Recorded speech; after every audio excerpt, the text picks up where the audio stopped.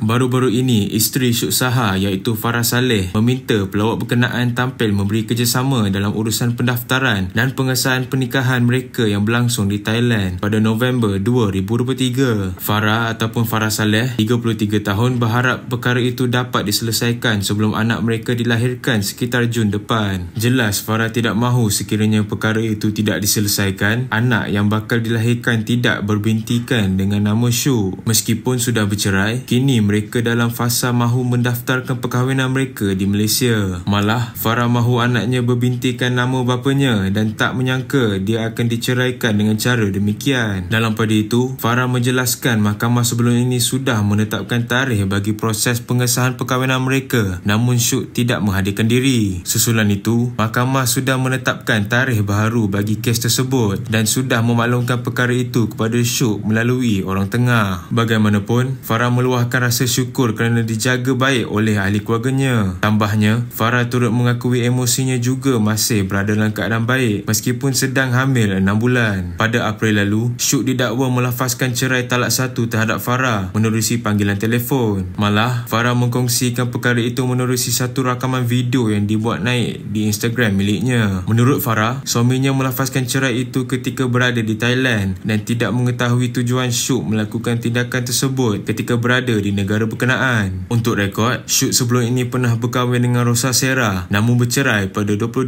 Mac 2023 dan hasil perkahwinan itu mereka dikurniakan 2 orang cahaya mata, kemudian mendirikan rumah tangga dengan Farah pada November 2023. Jangan membuat sebarang spekulasi yang boleh mencetuskan kontroversi. Apapun, diharapkan semoga urusan Farah Saleh dipermudahkan dan dapat diselesaikan cara baik.